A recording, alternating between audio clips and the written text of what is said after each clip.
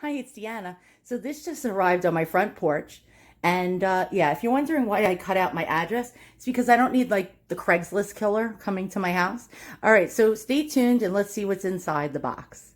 So look how beautiful he is. So this is a 1930s American teddy bear, and he was made by Knickerbocker, which was a New York toy firm. And so he is just absolutely precious. Look at this boy. Oh my goodness. Well, all my teddy bears are boys. What did I? Yeah, yeah. A lot of people like they have like their teddy bears and they dress them up in little dresses and clothes and but I don't like to dress. I like my bears to be au natural. So this guy over here, I don't know, what should I name him? What does he look like? I don't know. Chewbacca?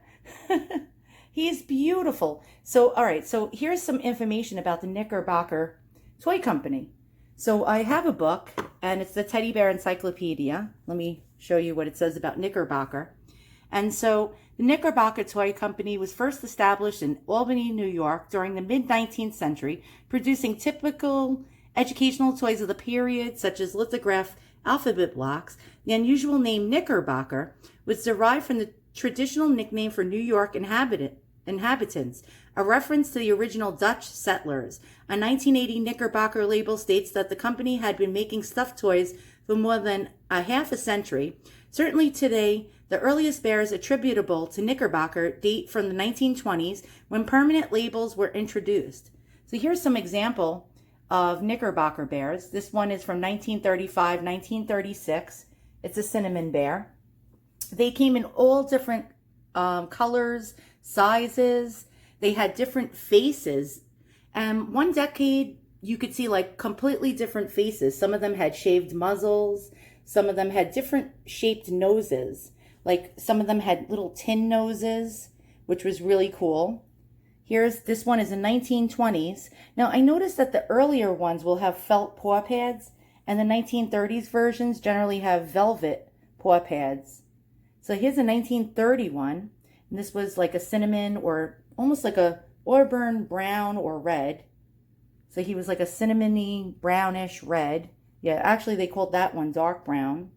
This one is a little white bear, and he's from the late 1930s, and he was a musical one. They did have music boxes in some of these with a key wind up on the back. I do have one of those. And here's a 1933 one. Now, I'm unsure when this one was made, but I definitely suspect he's from the 1930s with no doubt in my mind. You can generally see that with the paw pads made out of velvet, the long spoon-shaped arms. The longer the arms, the earlier the bear. And you can see here how long his arms are actually. And they have mouse-like ears. That's like one way of identifying a Knickerbocker bear. They have very large, oversized ears. And they had beautiful, beautiful glass eyes. Almost every single Knickerbocker bear that I've seen has these beautiful hand-blown glass eyes. And this one, I like the shape of his nose. His snout is very long. He has a very long schnoz, and he has those little threaded, little like inverted Y shaped mouth. So he almost appears like he's smiling. And at first, when I saw him on eBay, I thought he was an Alpha Farnell bear, which is an English bear. So right away, I thought he was an early 30s English bear. But upon further investigation, I could swear that he's a Knickerbocker bear. I'm not an expert, by the way, on teddy bears, but I've been collecting them long enough to pretty much be able to tell like a Knickerbocker bear from an English bear or a Stiff. So yeah, he's gorgeous. Let me turn him around. He has like a little squeaker in his back that's not working. It's like made out of metal. And he has like a little hump, if you look. And he's just really a beautiful, beautiful bear. He has a lot of mohair coverage. Now, a lot of these bears are almost all balding.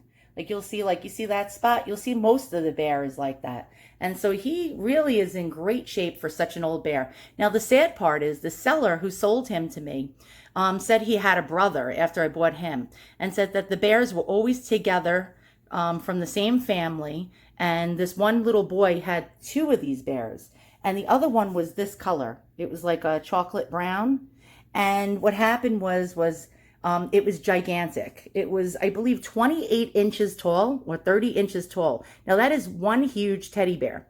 And she offered it to me before she put it on eBay and said that she'd like to keep them together. Now I feel a little guilty that I didn't keep that little boy's bears together, but I certainly wasn't going to pay $85 and $20 shipping for that bear, because this bear put me in the poorhouse as it was. So I don't know. Hopefully somebody will buy that bear if she lists it on eBay and give it lots of love also. But in the back of my mind, I'll always have a guilty feeling that I separated this little boy's two teddy bears and separated them from each other. I mean, I guess it's not a real living object and it has no feelings, but doesn't it look like it has feelings? He's so sad. He looks like he's crying right now. His eyes are glazing over. He misses his teddy bear brother, but I could not afford to keep them together. That is sad. So nonetheless, once again, thanks for watching. If you like what you see, give me a thumbs up and subscribe. And actually give Teddy here a thumbs up. He's waving to you.